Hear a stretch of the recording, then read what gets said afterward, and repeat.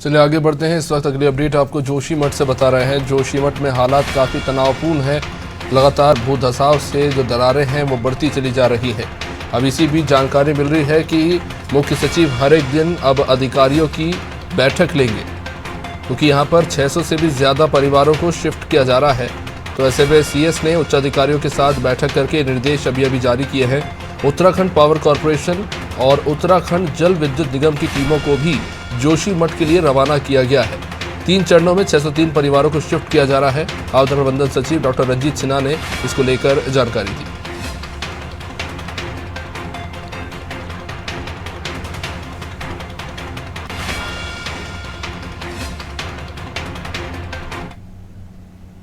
ये अभी राहत कार्य से संबंधित नहीं है, तो वो नहीं, उनके कैंप है ना सर, उनके कैंप पे भी उस क्षेत्र में है।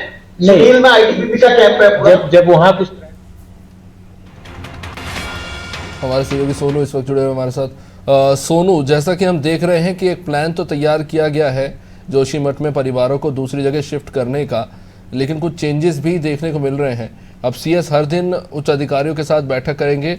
क्या कुछ नया बदलाव हो रहा है पूरी प्रक्रिया में? कुछ नई चीजें जुड़ रही हैं? क्या बातचीत हुई बैठक में?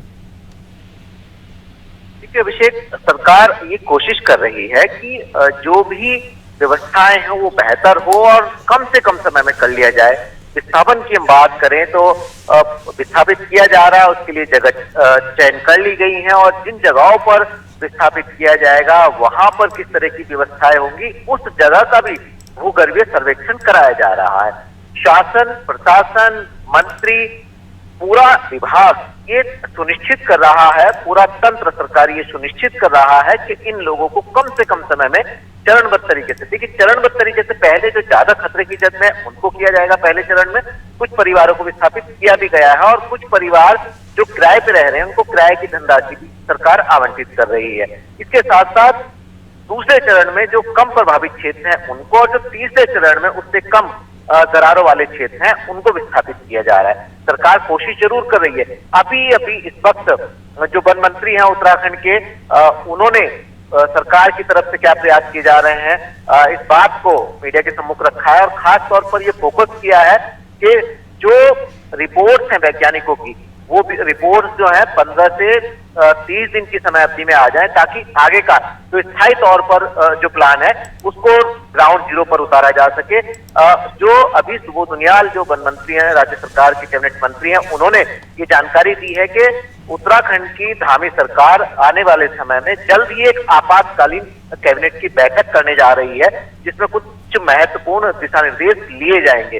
तो सरकार ग्राउंड जीरो पर फोकस कर रही है। कुछ उच्च स्तरीय अधिकारियों को भी जल्द तैनाती दी जाएगी, क्योंकि मामला वैज्ञानिक पहलुओं से भी जुड़ा हुआ है। लिहाजा ऐसे में जब तक वैज्ञानिकों की रिपोर्ट पूरी नहीं आ जाती कि पानी का जो रिसाव हो रहा है, मटमैला जो पानी जमीन से निकल रहा है, वो जो पानी का रिसाव हो रहा है, उस पानी की असली वजह क्या है, फौरी तौर पर अभी जो शासन के लोग, आपदा प्रबंधन विभाग के लोग जो आंकलन कर पाए हैं वो ये सामने आया है कि जो इस क्षेत्र की मिट्टी है इन भवनों के नीचे, वो थोड़ा कमजोर हो गई है। फौरी तौर पर ये देख रहे हैं और जो ज्यादा खतरे की जद में मकान है या भवन है उनको तकनीकी तरीके से, मैनेजमेंट के तरीके से उन भवनों को ध्वस्त करने की पर सहमति जता दी गई है। अब उनको धीरे धीरे ध्वस्त किया जाएगा। उसमें 2 होटल भी हैं। तो अब ये देखना होगा कि जो बदलाव धीरे धीरे शासन स्तर पर, सरकार के स्तर पर किए जा रहे हैं, आखिर आने वाले समय में ये क्षेत्र की कैसे दशा बदलेंगे। ये विषय सोनू, चमोली जिला प्रशासन ने बुलेटिन जारी किया था, इसमें बताया गया कि 55 परिवारों को 7 और 8 तारीख के दरमियान जो है शिफ्ट किया गया।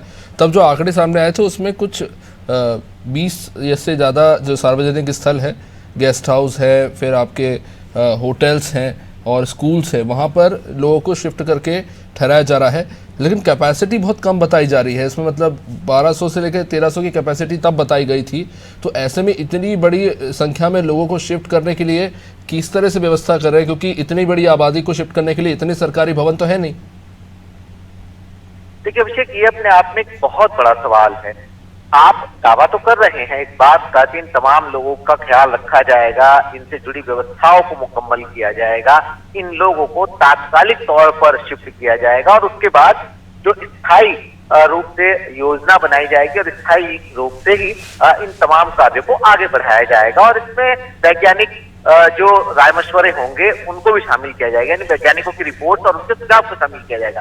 लेकिन जगह हमारे पास उतनी नहीं है, और जैसा कि उन जगहों का भी भूगर्भीय सर्वेक्षण कराया जा रहा है, तो ये देखना होगा कि सरकार जो कह रही है आखिर सोनू, जल्दी से एक जवाब चाहूंगा क्योंकि विपक्ष इस पे आरोप लगा रही है कि दाने दाने के लोग जो शिफ्ट हो चुके हैं वहां पे वो भी मोहताज हो रहे हैं, उनके खाने पीने की समस्या है, जहां पर वो शिफ्ट किए गए वहां पे भी।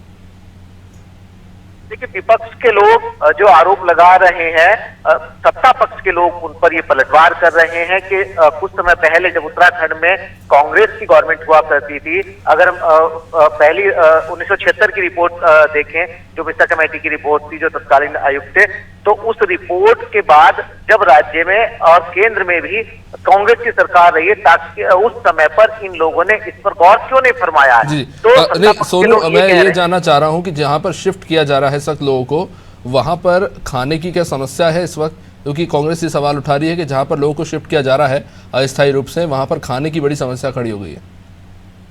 देखिए, एक ऐसा परिवार है जिनके 2 बच्चे थे, हस्बैंड वाइफ थे, उनको राशन नहीं मिल पाया था। लेकिन जब ये जो जिला प्रशासन के कर्मचारी हैं उनके संज्ञान में मामला आया, तो उनको फिर खान पान की जो वस्तुएं हैं वो दे दी गई हैं, और लगातार जो खाद्य राशन है वो प्रभावित लोगों को दिया जा रहा है, और पका करके भी खाना दिया जा रहा है, और इनकी परेशानी ना हो उस पर भी ख्याल रखा जा रहा, क्योंकि शासन सिर्फ शासन के अधिकारी नहीं है, अलग अलग विभागों के संबंधित अधिकारी वहां मौके पर मौजूद हैं। मुख्य सचिव वहां का जायजा ले चुके हैं, जो मुख्यमंत्री के प्रमुख सचिव है वो भी जायजा ले चुके हैं, और SDRF भी वहां मौके पर तैनात है।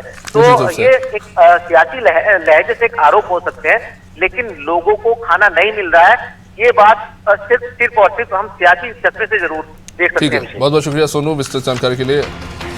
तो कई सारे सवाल उठ रहे हैं, स्थिति आपदा की है और ऐसे में इस तरह के सवाल जाहिर तौर पर उठते ही है।